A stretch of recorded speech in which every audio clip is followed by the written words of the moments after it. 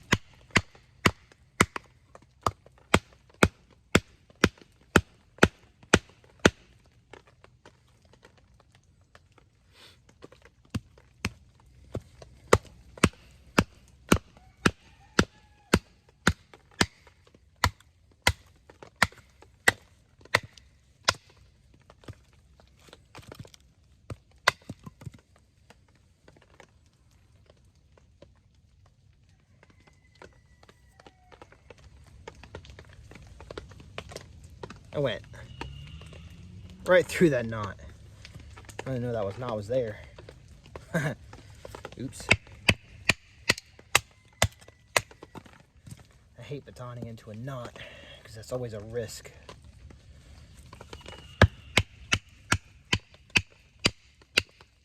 And there I go, right back into it again.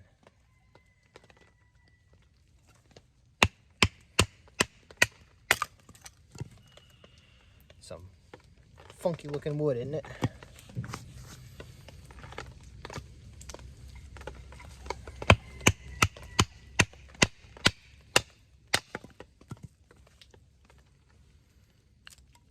Big old fat knot. We'll just leave that guy alone.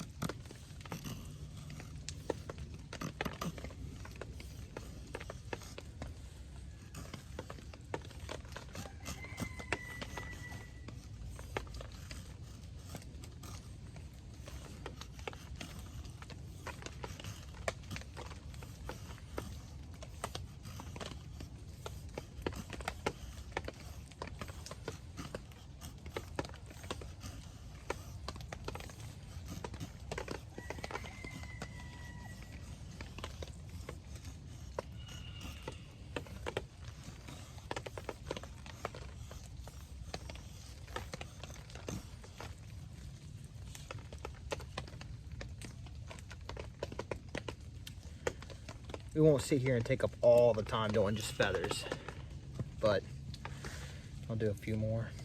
Oh, there's a knot that I gotta kind of feather around.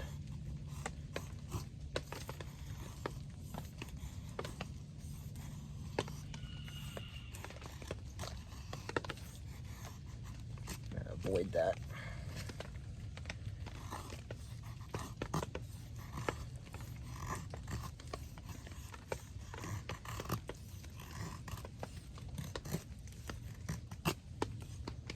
That'll work. Let's do some of this.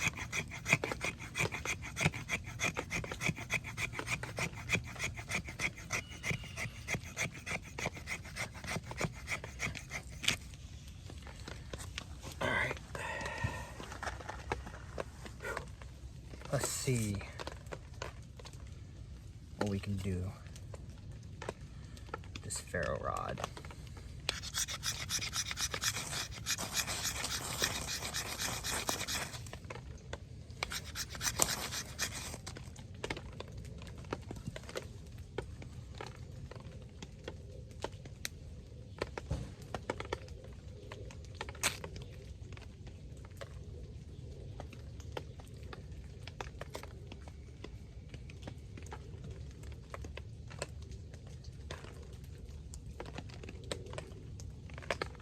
Look at that. Beautiful. Beautiful. Good job, Essential. You're essential to life. Alright, there we go. I think it's good enough. We will use the stick that I burned up with the feathers.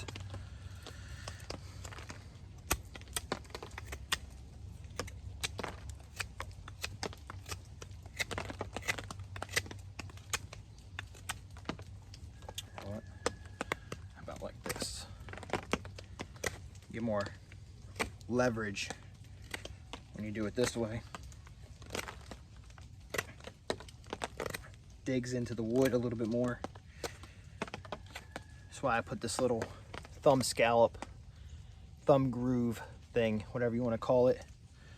Everybody's got a different name for it. I'm used to calling it a thumb scallop from, that's what LTWK calls it. It's a thumb scallop. It makes the most sense. Put it there, and we can pop your finger on there.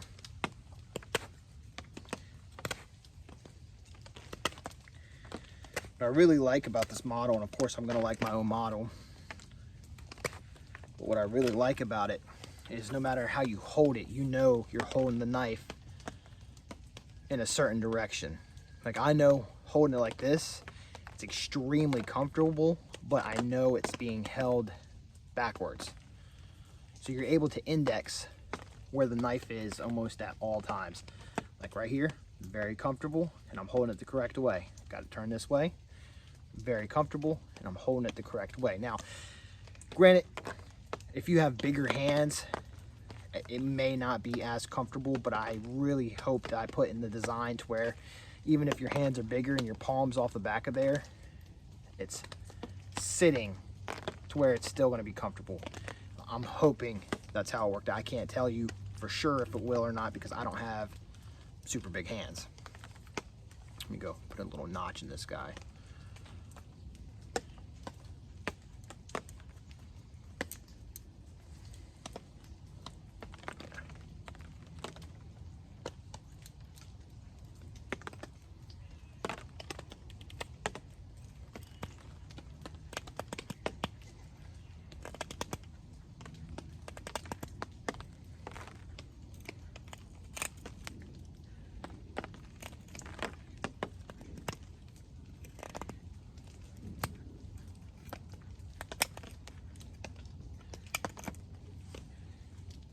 Nice little notch, decent size. I got a little tent stake.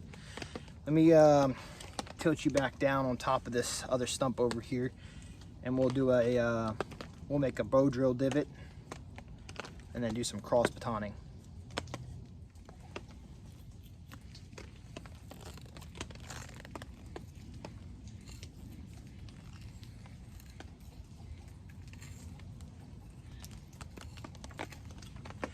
Again, that's where your thumb scallops are going to come into play.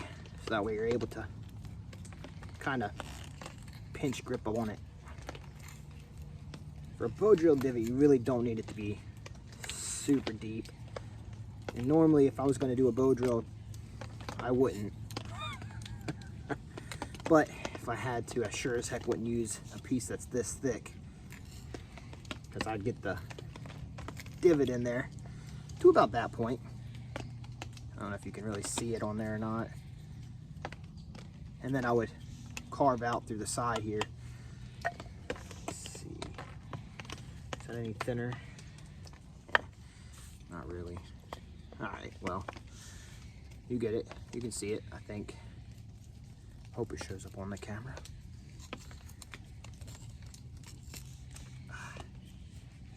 It's a nice little divot in there. No, I'm not going to do a bow drill. Sorry, guys. Take this to the side here.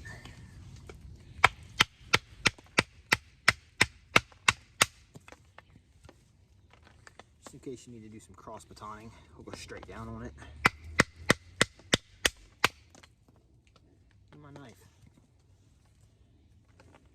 Some short batoning. Now I'm just playing.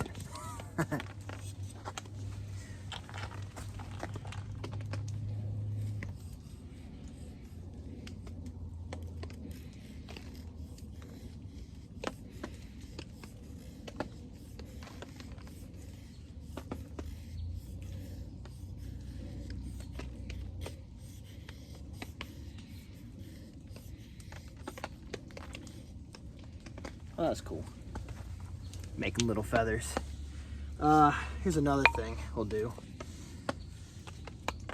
Right, there's a knot. I won't do it right into the knot. Some kind of light chopping.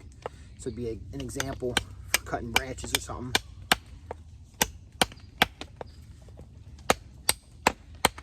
I mean, you're not going to have a whole heck of a lot of weight behind that blade, even if it is a low saber version of it.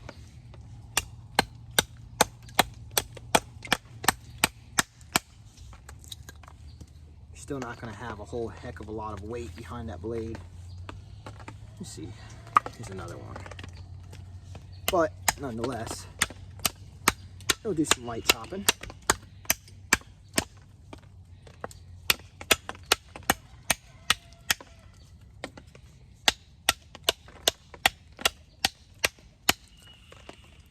Man. Love that CPM magnacut stuff. Stuff is great.